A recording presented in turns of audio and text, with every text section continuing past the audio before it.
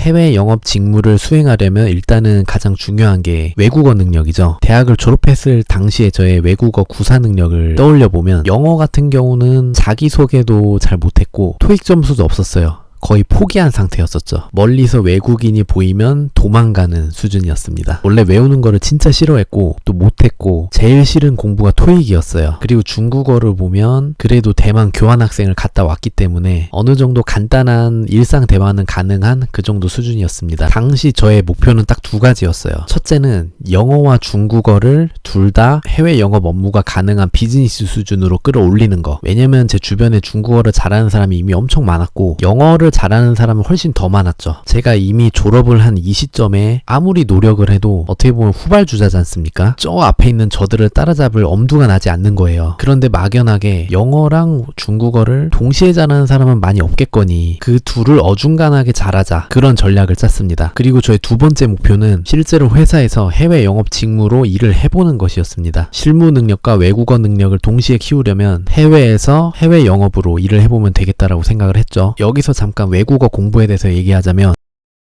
제가 대만으로 교환학생을 가서 중국어를 공부를 할 때 정말 재밌게 공부를 했었고, 그리고 그 다음에도 일본에서 홈스테이를 할 기회가 있어가지고 한 달 동안 일본어를 공부한 경험이 있었습니다. 그때도 일본어 공부가 그렇게 재밌더라고요. 하루하루가 일취월장하는 그 느낌이, 성취감이 정말 좋았습니다. 그러면서 이런 생각이 드는 거예요. 외국어 공부가 이렇게 재밌는데 영어는 왜 그렇게 싫지? 영어는 왜 그거밖에 못했지? 아마 지금처럼 시험 성적만을 우선시하는 공교육의 시스템이 학생들의 공부에 대한 흥미를 없애버리기 때문에 그렇겠죠. 그래서 제가 중국어 공부를 하고 영어 공부를 했을 때 그 경험을 살려가지고 회화 위주로 영어 공부를 시작을 했고, 흥미를 불러일으키는 것을 제 1순위로 했습니다. 그리고 시간도 촉박했기 때문에 가성비가 좋은 필리핀 어학연수를 선택했습니다. 그때는 거의 붐이라고 할 수 있을 정도로 많은 사람들이 필리핀 어학연수를 가서 영어를 공부했었습니다. 학원에서 숙식을 모두 제공하는데 하루 종일 영어만 공부하는 거예요. 한마디로 영어 합숙 훈련이라고 생각하시면 됩니다. 저는 그 당시에 자기소개도 잘 못하던 상태였는데 매일 영어 선생님이랑 1대1로 몇 시간씩 연습을 하다 보니까 영어 실력이 늘지 않을래야 늘지 않을 수가 없는 환경이었어요. 예전에 중국어나 일본어를 공부했던 것처럼 그때그때 공부해서 회화에서 써먹는다는 느낌으로 매일매일 공부를 했습니다. 원래는 3개월 계획하고 갔다가 제가 기초가 너무 없어가지고 택도 없었죠. 그래서 3개월 연장을 하고 총 6개월 공부를 했는데 유창하지는 않았어요. 유창하지는 않지만 그래도 제가 하고 싶은 말을 천천히 할 수 있는 정도 수준에 이르렀습니다. 기초가 없는 상태에서 무작정 갔기 때문에 효율은 높지 않았는데 그래도 그렇게 싫어하던 영어에 흥미를 갖게 됐으니까 그것만으로도 큰 성과였던 것 같아요. 그 다음에는 한국으로 돌아와서 중국에서 취업을 했습니다. 월드잡이라는 사이트를 보시면 국비 지원으로 해외 취업을 도와주는 그런 여러 가지 프로그램이 있습니다. 그 프로그램을 통해서 상해로 나갔고, 상해 현지에서 구직 활동을 해서 3군데 회사에 이력서를 냈는데 3군데에서 다 면접을 보러 오라고 하더라고요. 자동차 부품 회사랑 물류회사랑 섬유회사, 이렇게 3군데에서 연락이 온 겁니다. 면접을 보러 오라고. 그런데 그 중에서 섬유회사가 중국에서 섬유를 제작을 해서 미국으로 판매를 하는 그런 회사였어요. 제 입장에서는 영어 실력과 중국어 실력을 동시에 키울 수 있고 또 해외 영업 직무에 대해서도 배울 수 있는 되게 좋은 기회라고 생각을 했었습니다. 지금 생각하면 좀 아쉬운 게 그 당시에 진짜 상해에 가서 구직 활동을 본격적으로 시작한 지 1주, 2주 만에 일자리를 찾았으니까 너무 좀 급했죠. 지금 생각해보면 좀 한두 달 정도 더 시간을 두고 여러 회사를 찾아본 다음에 좀 더 맞는 회사, 그러니까 저는 섬유 쪽에 아무런 연관도 없고 관심도 없는데 그냥 들어가서 일을 한 거잖아요. 그런데 제가 원래 관심이 있었던 기계 쪽이나 이쪽으로 회사를 찾았다라고 하면 좀 더 좋았을 것 같다. 이런 아쉬움은 있습니다. 어쨌든 이렇게 일을 시작하게 됐는데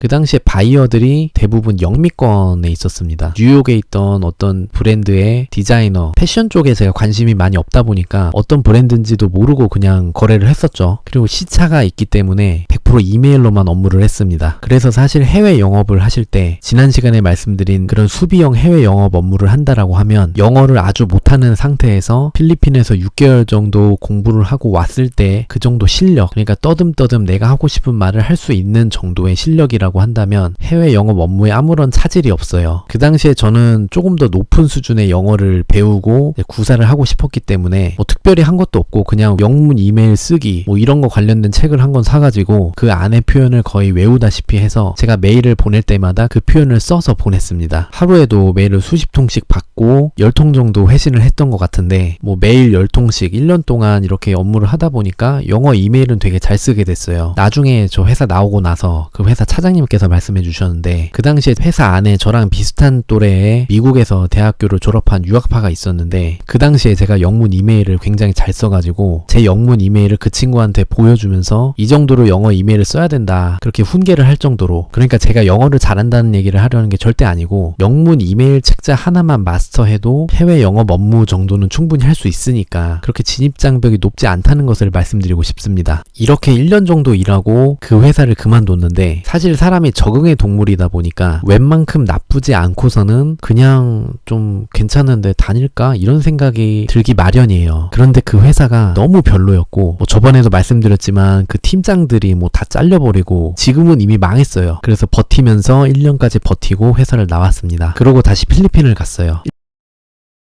1년 동안 중국에서 일을 하면서 뭐 영어 이메일 관련된 업무에 대해서는 어느 정도 자신감이 붙었고 또 해외 영업이라는 그 직무에 대해서도 어느 정도 알게 됐는데, 만약에 제가 다른 회사에서 그 바이어와 대면을 해야 되는 그런 필드 영업을 해야 된다라고 하면 그거에 대해서는 전혀 자신이 없었습니다. 왜냐면 중국에 있는 동안에도 영어를 말할 기회가 한 번도 없었고 그 미국 바이어들이랑 전화 통화 한 번도 해본 적이 없어요. 그리고 영어랑 중국어를 동시에 공부하다 보니까 머리에서 이게 좀 섞여버려요. 그래서 오히려 말이 잘 안 나오는 그런 현상도 있었고, 그래서 3개월 동안 필리핀 어학연수를 한 번 더 가게 됩니다. 이때는 지난번이랑은 다르게 원어민, 영어를 모국어로 쓰는 그런 네이티브 강사들이 있는 곳으로 갔고 3개월 동안 이런 네이티브 강사들이랑 프리토킹으로 얘기를 하다 보니까 그때 정말 많이 늘었어요. 그리고 돌아와서 본격적으로 취업 준비를 시작했는데, 코로나 이전에는 정말 다양한 소모임들이 많았습니다. 저는 소모임이라는 어플을 사용해가지고 영어나 중국어 모임에 자주 참가를 했었는데, 예전에 제가 영어에 자신감이 없었을 때도 몇 번 참가는 해봤었어요. 근데 이런 영어 모임에 참가하시는 분들은 영어를 좀 되게 잘하시는 분들이어가지고 자꾸 저의 영어를 교정해 주시더라고요. 교정해 주시는 거는 되게 감사한 일이긴 한데 그 당시에 저로서는 되게 좀 계속 위축이 됐었어요. 안 그래도 말하는 것도 용기 내서 말하는데 말할 때마다 계속 교정받고 하니까, 그래서 그 후로는 참가를 안 하고 있었는데 이번에 중국에서도 일하고 오고 필리핀도 여러 번 갔다 오고 하니까 그때부터 영어에 자신감이 붙고 이런 모임에 적극적으로 참가를 하기 시작했습니다. 당시에도 이런 친목 모임이 얼마나 영어 공부에 도움이 될까 싶었는데 저 같은 경우에는 도움이 많이 됐습니다. 매주 주말 혹은 평일에도 적게는 2시간에서 많게는 4시간씩 계속 영어나 중국어로 얘기를 하고 이걸 몇 달 동안 계속 하니까 확실히 말도 빨라지고 발음도 교정되는 그런 효과도 있었습니다. 그래서 결과적으로 중국어나 영어도 비즈니스 수준으로 끌어올렸고, 그리고 해외 영어 관련해서도 직무에 대한 이해도를 어느 정도 올린 상태에서 취업시장에 다시 뛰어들어서 제가 원하는 기계 관련 중견기업에서 해외 영어 파트로 이제 채용이 됐습니다.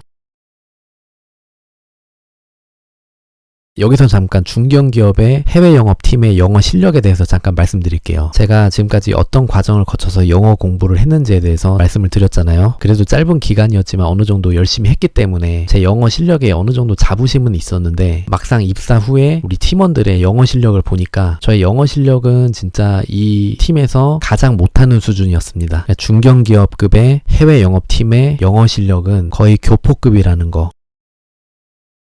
취업시장이 계속 가열되고 있죠. 영어를 잘하는 사람은 점점 더 많아질 거예요. 이제 영어를 잘하는 거는 큰 변별력은 없는 것 같고, 당연히 잘해야 되는 뭐 기본 능력 중에 하나인 거로 이제 회사는 생각을 하는 것 같고, 이러한 상황에서 뭐 토익 점수 몇 점 더 올리고 뭐 영어 자격증에서 뭐 등급을 올리고 이런 거에 시간을 쏟기보다는 왜 수많은 경쟁자가 아닌 나를 선택해야 되는지에 대한 그 이유를, 그러니까 나만의 강점을 개발해야 될 것 같습니다. 오늘 외국어 관련된 얘기를 많이 했는데 다음 시간에는 회사에서 실제로 쓰는 외국어를 배우는 방법에 대해서 한번 말씀을 드려볼게요. 괜히 어디 무슨 비즈니스 과정, 뭐 실전 직무 과정, 이런 과정을 비싸게 학원비 내고 들으시기 전에 제 영상을 한번 봐보시면 도움이 되실 것 같습니다.